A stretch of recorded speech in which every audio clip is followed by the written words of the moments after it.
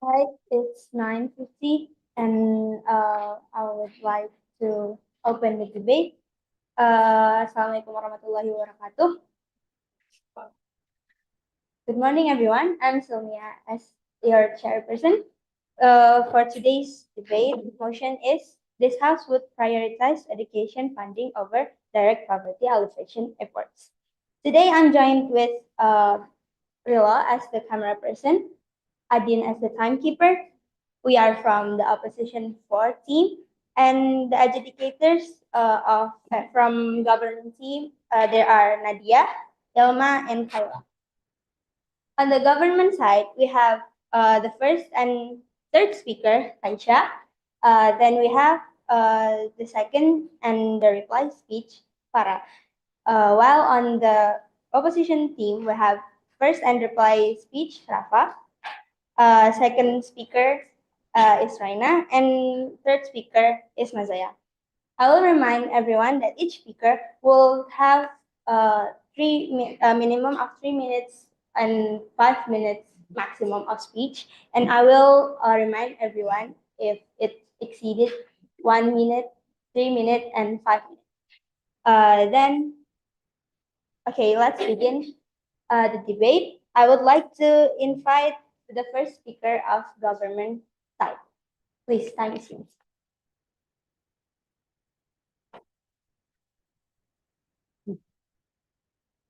Assalamualaikum warahmatullahi wabarakatuh. Good morning, everyone, honorable educators, and respected opposition. Before I start my speech, I would like to thank Nia as the chairperson for giving us the opportunity to speak here. Let me introduce me and my team. I'm Taisha as the first and third speaker, and my team Farah as the second speaker and reply speech. Now, regarding to the motion, this House would prioritize education funding over direct poverty alleviation.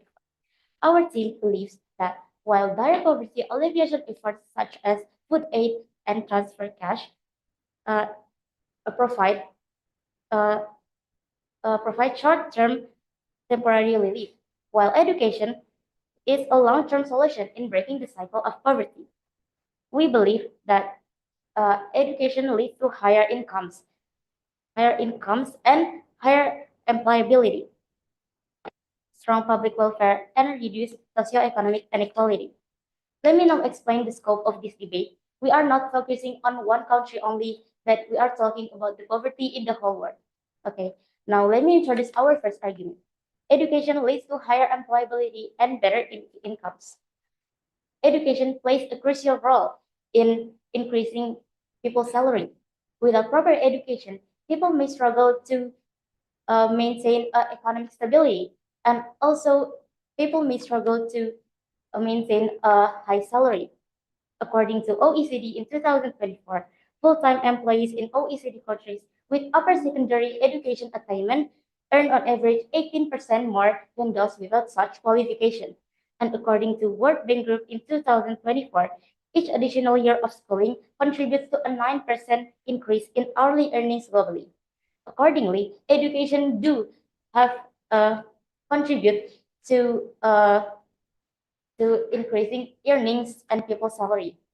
In addition, uh, in addition,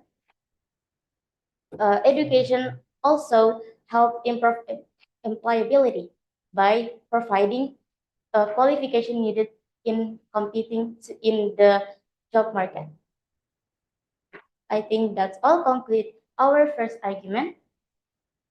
I'm looking forward to the opponent team. Thank you.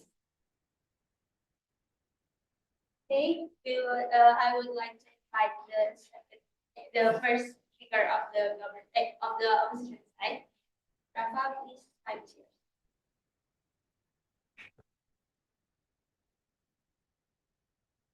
The other place. Okay. Bismillahirrahmanirrahim. Assalamualaikum warahmatullahi wabarakatuh. So we are the opposition team from the motion. This House will prioritize education funding over direct poverty alleviation efforts. First of all, let me introduce ourselves. My name is Muhammad Fazani as the first speaker and also the reply speech. There's Raina Rahmasatina as the second speaker and also Mazia Fatimah Hamzah as the third speaker. So We all know that education is important for the long-term progress, but focusing solely on education without addressing any other challenges, especially poverty, can reduce its overall effectiveness. A more balanced approach that can tackle a wide range of issues is more likely to lead to sustainable development. So, here's my first argument is widespread poverty can create a child labor, limiting access to education. Second, education alone is not enough without an economy that supports job opportunities. And third, to sustain high quality education, economic conditions must also be improved. Let me elaborate for the first arguments. So, it's well accepted that education is vital, especially for the poorest family. Learning can give children the tools to break the cycles of their poverty and also improve their lives. But yet, to reap these benefits, families at least need a minimum level of economic security. In many regions, from remote villages in Africa to very urban communities in South Asia, extreme poverty forces children out of this classroom and into the workforce.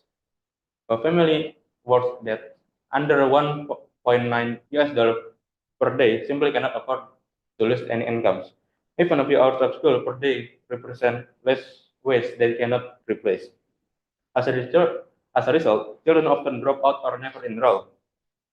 And even when school waives tuition, parents simply cannot still struggle with the uh, supplies they need for school, like uniforms, books, or even the transportation to get there. In Ghana, for example, one promising student might work in cocoa farms during the harvest season, missing months of lessons.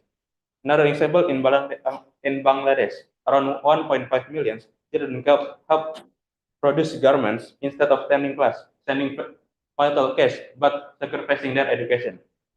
Moreover, working children are often overtired and stressed, and it's impossible to focus or participate fully even if they manage to attend the school. UNICEF's 2021 reports highlights that almost 28% of children aged 5 to 11 and thus 35% of those aged 12 to 14 is a child labor are out of school. These statistics underscore a painful truth. Poverty, poverty drives child labor, and lack of education keeps families trapped. It becomes a paradox. To improve the economy, we need education, but to access education effectively, we also need to improve our economy. Therefore, we assert that direct poverty relief through cash transfers, food aids, full meal programs, and targeted social assistance must accompanied by funding for education. Short-term economic support provides the stable foundation families need to send children to class, focus on learning, and fully benefit with educational programs. Without this support, even well-funded schools risk remaining half empty and underutilized. That's for the argument, the first argument. For the second and third argument will be explained more by my partner. Thank you. Wassalamualaikum warahmatullahi wabarakatuh. Okay, thank you for Rafa and okay, thank you for Rafa delivering the first speech. And I would like to invite Farah as the second speaker to reply to Farah.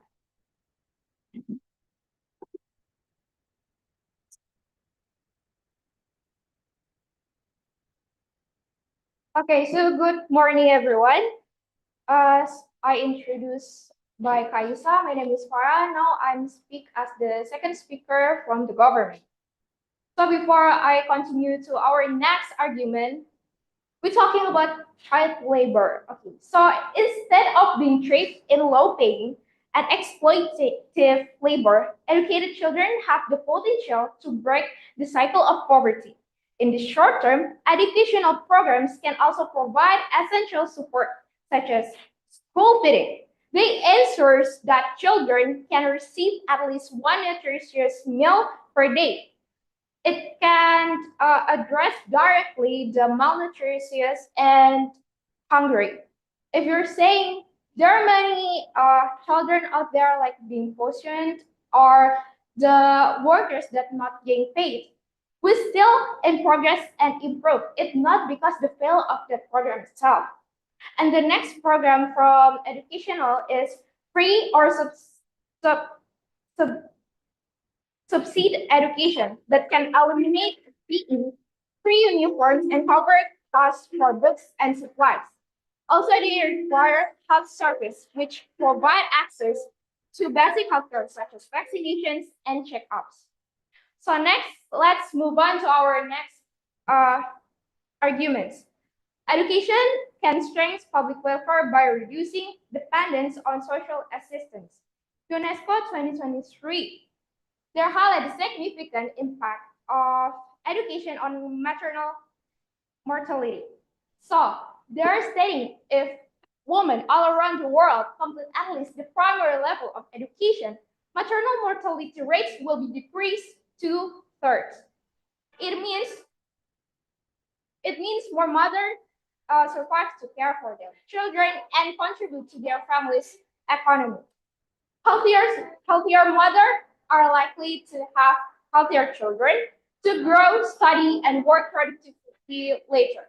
It builds stronger generations to break down the poverty.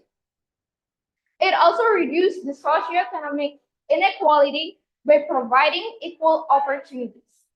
So UNESCO 2021, they said that every children should have the same opportunities in works, access, or education. And we here to make sure that children with diverse background to get a decent school with well-trained teachers and essential learning sources. Why? Because it's the basic tool for you to escape more substantial and build future with more convincing finances. Thank you.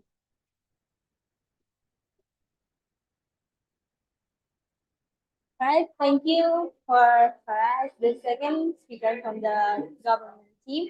And I would like to invite the second speaker of the opposition team to reply. Please, time is.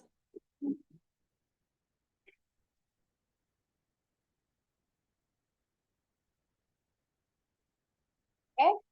I'm Raina, the speaker two from the opposition team, and I want to explain our argument.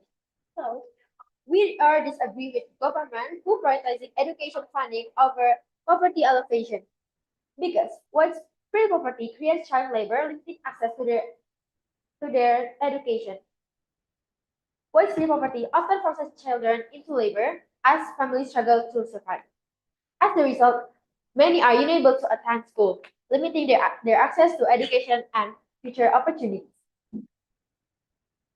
Over a quarter of 5 until 11 years old and a third of 12 until 14 years old who are in child labor are out of school. This hindered their prospect for decent work in youth and adulthood, as well as their life potential overall, quoted by UNICEF 2021. And education alone is not enough without an economy that supports job opportunities. Education is a powerful tool for personal and societal growth, but without an economy that robust job opportunity, its benefits remain limited. A strong economic foundation is essential to convert educational achievement into meaningful progress. For example, Tunisia has one of the topmost unemployment level among fresh graduates in the Middle East and Central Asia. This gap emphasized the importance of balanced job creation and educational development. And the third argument is to sustain high quality education, economic conditions must also improve. Economic stability make education more accessible to individuals by enabling families to afford tuition fees, school supplies, and other educational costs. Without a stable economy, many families struggle to provide resources, limiting their students' ability to succeed or even attend school. Last 2021 brought that funding of program directly correlates to public poverty levels, particularly for students in the rural areas. And now I want to rebut the second argument from the government. They say that education strengthens public welfare by reducing dependence on social assistance. Investing in education can develop socially oriented public welfare. But higher education doesn't guarantee social welfare. The ILO reports that despite rising education level, global unemployment hasn't decreased. In fact, college graduates in poorer countries are often more likely to be unemployment than less educated workers. Many students also drop out Because even with free tuition, they must work to survive. This creates a cycle. Education is key to escaping poverty, but poverty makes education hard to attain. Quoted by Aspen Institute. So I think that's all. Thank you. Uh, All right, thank you very much, the second speaker from the opposition team. And I would like to invite Kaisha again as the third speaker from the government. Please stand.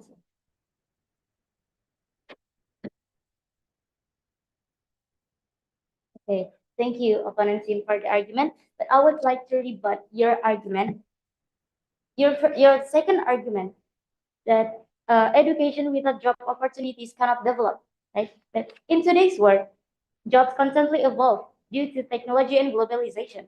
This dynamic landscape demands a workforce that is not skilled but adaptable.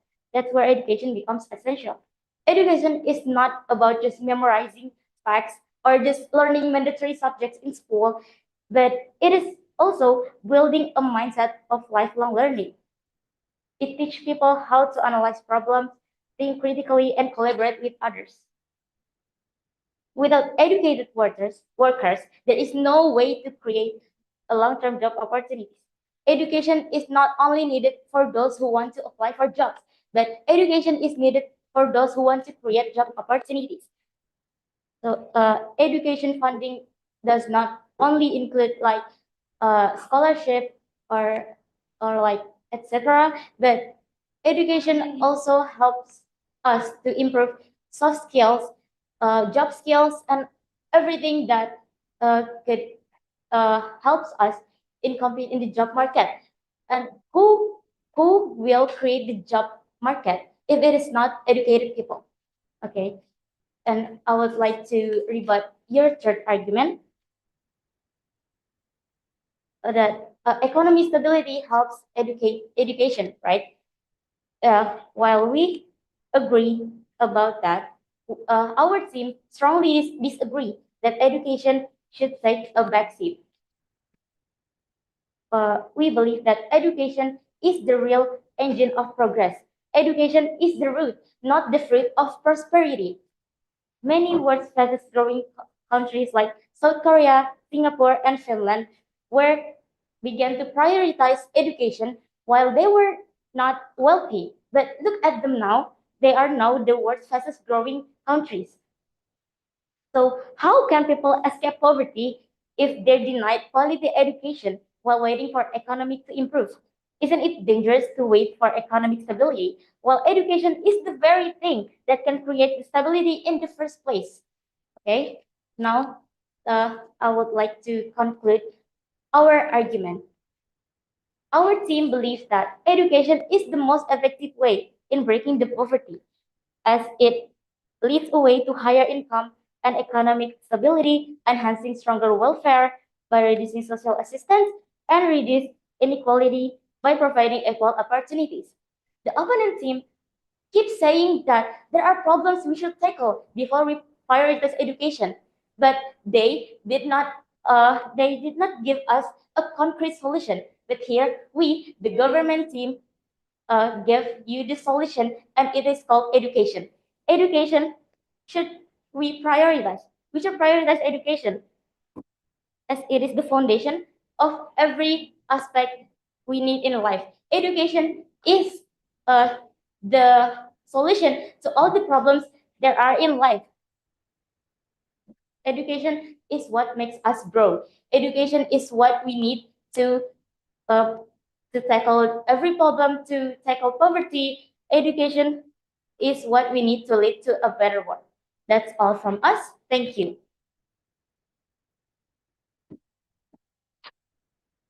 Okay, thank you, Kaisha, as the third speaker from government team. And I would like to invite the third speaker of opposition team. Please, time is yours.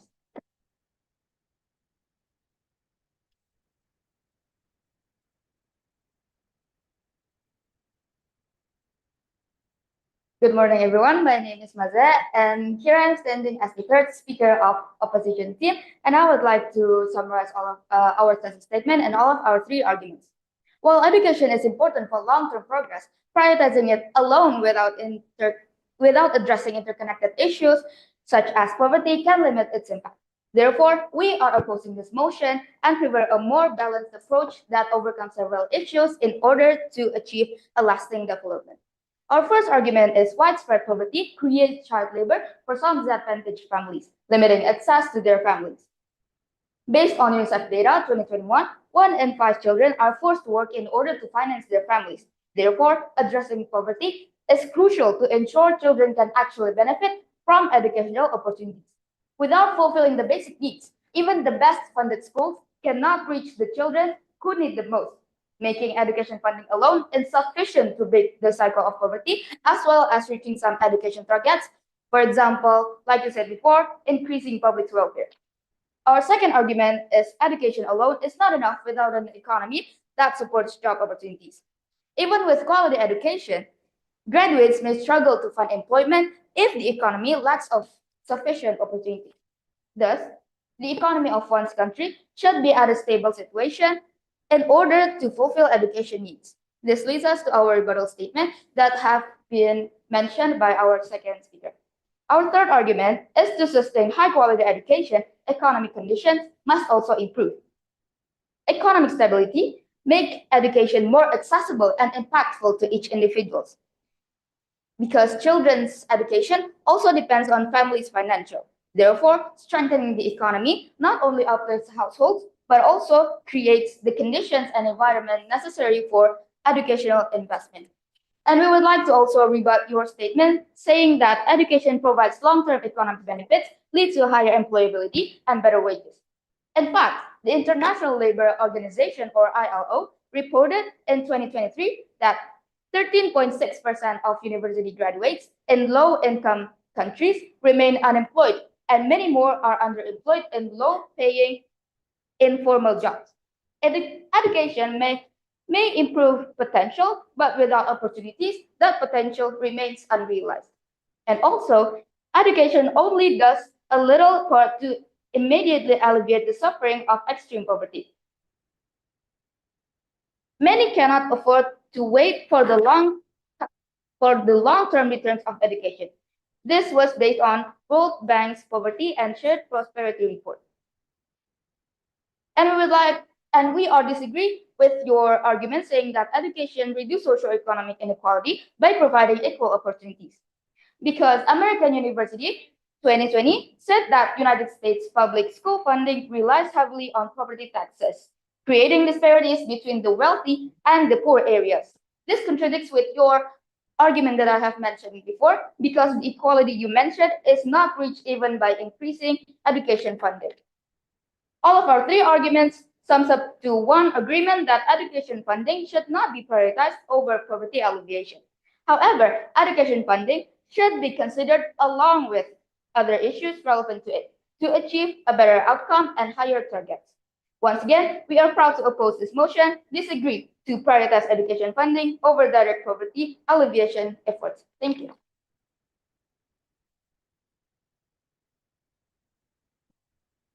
Okay, thank you for the third speaker from the opposition team. And now I would like to invite the reply speech from the government team, from the opposition team to come and deliver their speech.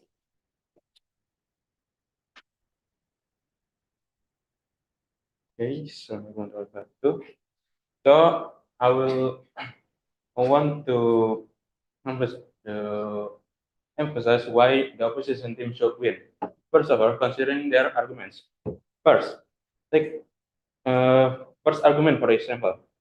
Tackling root cause poverty prevents child labor and secures every child's right to education. Only today, millions of 5 to 14 years old are compelled to work instead of attending class. And only by eradicating extreme poverty through social nets, consider cash travel and livelihood initiatives can be removed the pressure that force children into labor. And this, for the second opinion from their arguments is that even when children complete their schooling, without a functioning economic shutdown, those graduates face unemployed or underemployment. The prosperous education with job creation programs vocational training and micro enterprise support.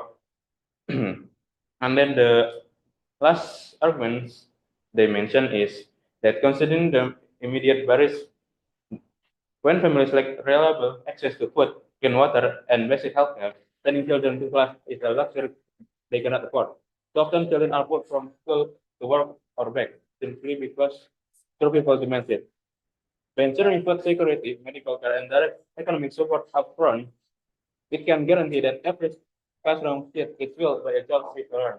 Not only from the argument, it's also from the uh, more evidence that we mentioned. The first is in Ghana, for example, Bangladesh, Tunisia, and also the program funding that mirrors local poverty levels. Maybe that's all from my speech. Thank you. Welcome. Okay, thank you for the reply speech from the government, from the opposition team, and I would like to invite the reply speech from the government team to step up and deliver their speech.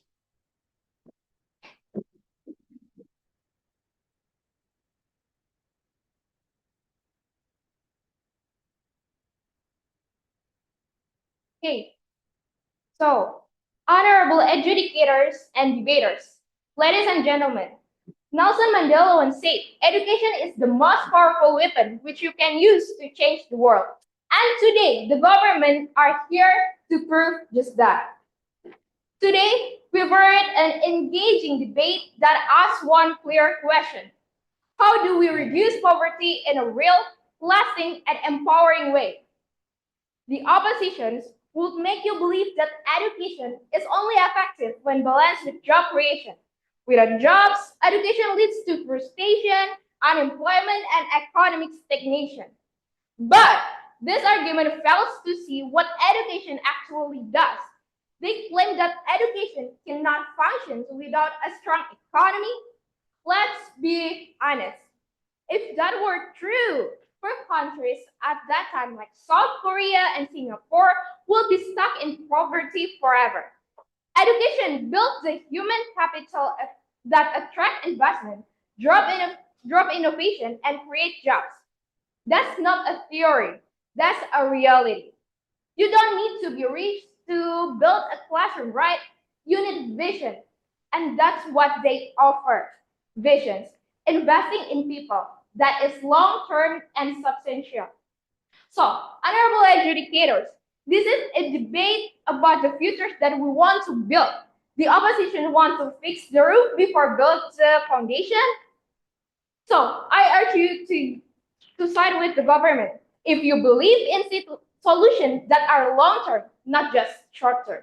If you believe in people, not just in the profits. If you believe in lifting people up, not just helping them to survive. So I think that's all for today. Thank you.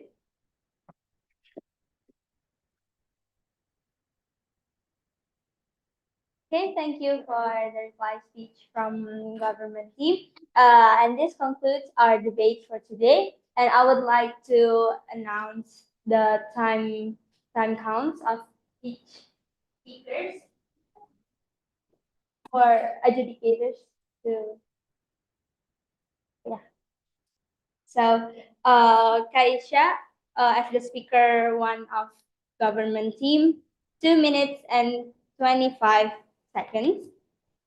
Rafa as the speaker one opposition team, 4 minutes and 3 seconds. Farah as the speaker two government, 2 minutes 56 seconds. And then Raina as the second speaker of the opposition team, 2 minutes and 48 seconds. Kaisha as the third speaker of the government team, 3 minutes 41 seconds. Mazaya as as the third speaker of opposition team, 3 minutes and 46 seconds. Rafa as the reply as the reply from the opposition, 1 minute and 1 minute and 51 seconds, and Hara as the reply from the government team. 2 minutes. All right. That concludes our debate for today. Thank you for everyone who joined this. And yeah, I'll do great. Okay. Okay, good luck for everyone, and thank you for participating in this debate. I will close this debate. Wassalamualaikum warahmatullahi wabarakatuh.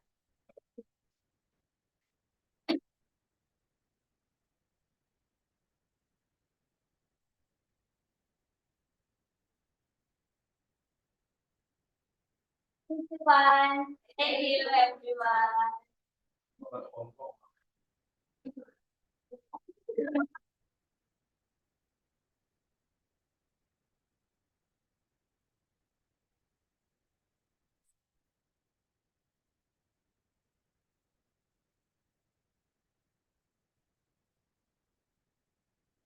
So, okay, that's one. Going